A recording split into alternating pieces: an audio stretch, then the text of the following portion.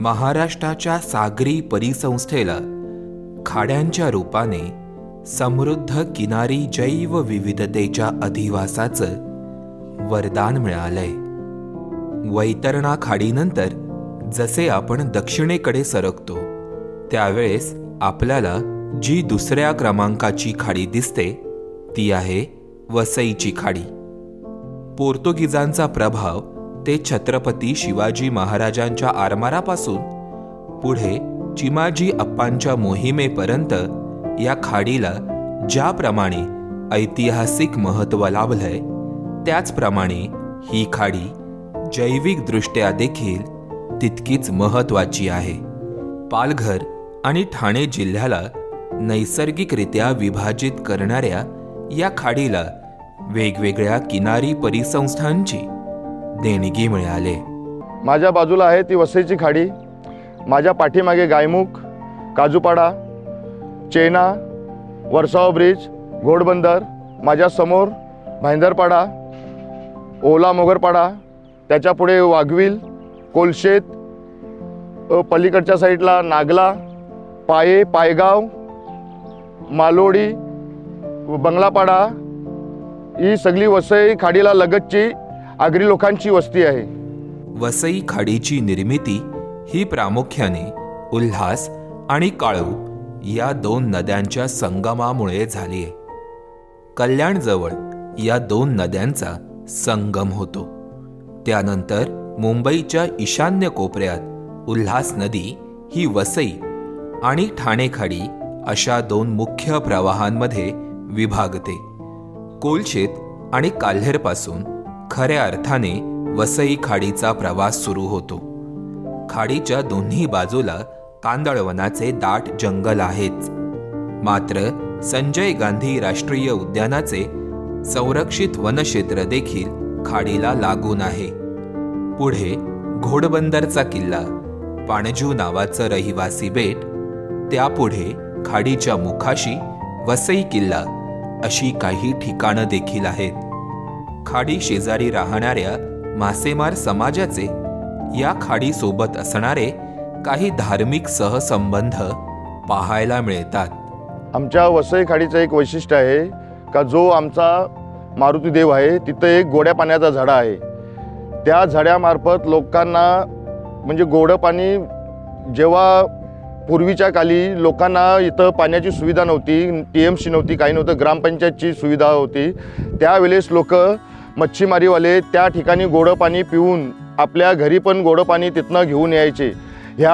त्या मारुती देवाचं ते वैशिष्ट्य आहे आणि त्या गोड्या पाण्याचं ते वैशिष्ट्य आहे. कधी पण भरतीच्या वेळेस भरती सुकल्यानंतर तिथे गोडं म्हणजे आपल्या वसई खाडीला खारं पाणी असून भरती ओटीनंतर ते पाणी सुकल्यानंतर तिथं गोडं पाणीच निघायचं. हा मोठा वैशिष्ट्य आहे आमच्या मारुती देवाचं. कांदळवनांच्या विविध प्रजातींमुळे वसई खाडीचा किनारी पट्टा समृद्ध बनलाय. कांदळवनाच्या 10 प्रजाती आपल्याला वसई खाडीत पाहायला मिळतात, तर कांदळवनामधील 7 सहयोगी प्रजाती या ठिकाणी सापडतात. कांदळवनामधील एका वेगळ्या प्रकारचा अधिवास आपल्याला नागला बंदर परिसरात पाहायला मिळतो.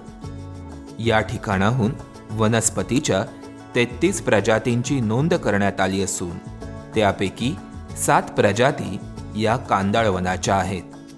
जमिनीवरील प्रादेशिक जंगल आणि कांदळवनाचे जंगल या 2 वेगवेगळ्या प्रकारच्या जंगल परिसंस्था नागला बंदर परिसरात एकमेकांना येऊन मिळतात. संजय गांधी राष्ट्रीय उद्यानाच्या नागला ब्लॉकमधील सदाहरित जंगलापासून थेट कांदळवनाच्या जंगलात आपल्याला या ठिकाणाहून प्रवेश करता येतो. सदाहरित जंगलामधून थेट कांदळवनामध्ये प्रवेश करता येण्यासारखे फार कमी पट्टे राज्यात पाहायला मिळतात. नागला बंदरच्या पुढे वर्सोवा पुलाच्या पलीकडे खाडीत एक भलं मोठं बेट दिसतं, ज्याचं नाव आहे पाणजू. पाणजू बेट शिवाजी महाराजांच्या काळापासून असलेला पाणजू बेट आहे. या बेटावरून चिमाजी अप्पा, वसई किल्ला, इथून दळणवळण जे साहित्य लागायचं ते इथून पांजू बेटावरून तिथे न्यायला सोपं पडायचं, म्हणून हा पांजू बेट लोकांची वस्ती या पांजू बेटावर होती. त्या वस्तीने मग हा थोडा थोडा करून पांजू बेट असा तयार झाला. इथे नंतर इंग्रजांच्या काळात आपला या पांजू बेटावर कोळशाचा कारखाना होता आणि त्या कोळशाच्या कारखान्यात जे मजूर काम करायचे ते या पांजू बेटात राहायला लागले आणि तिथून हा पांजू बेट म्हणून वस्ती झाली या पांजू बेटाची. पाण म्हणजे पाणी आणि जू म्हणजे बेट. पाण्यात वसलेलं बेट म्हणून पाणजू असा या नावाचा अर्थ होतो. हे 600 एकरावर पसरलेलं बेट असून त्यातील 330 एकरावर आगर म्हणजेच मिठागरं आहेत. बेट चारही बाजूंनी कांदळवनाने वेढलंय. तीवर ही या कांदळवनामधील प्रमुख प्रजात. बेटावर गोड्या पाण्याचे 2 तलाव आहेत. बेटावरून पश्चिम रेल्वेची मार्गिका जाते. उर्वरित जागेवर गावातील गावकऱ्यांकडून भात शेती केली जाते. बेटावरील लोकसंख्या ही साधारण 1800 असून मुख्य भूमीवर जाण्यासाठी गावकऱ्यांना फेरी बोट आणि खाडीवरचा रेल्वेचा पूल हेच साधन आहे. पाणजू आणि त्याच्या आसपासच्या भागात दलदलीचा म्हणजेच मड फ्लॅटचा विस्तारित पट्टा दिसतो. हिवाळ्यात ओहोटी वेळी या मड फ्लॅटवर फ्लेमिंगो सोबत इतर अनेक प्रजातींचे मायग्रेशन करून येणारे पक्षी दिसतात. एकंदरीत वसई खाडीतून पक्ष्यांच्या 195 प्रजातींची नोंद करण्यात आली. आता या गावात फक्त आगरी लोक राहतात पांजू बेटात आणि इथे व्यवसाय म्हणजे पहिल्यांदा मीठ आगर होते.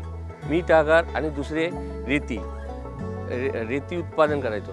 रेती उत्पादन फक्त आमच्या गावातले डुबी क्षेत्रानेच करायचे. शासकीय म्हणजे काय साधन घेऊन असं काय या गावाल्याने रेती उत्पादन केले नाही.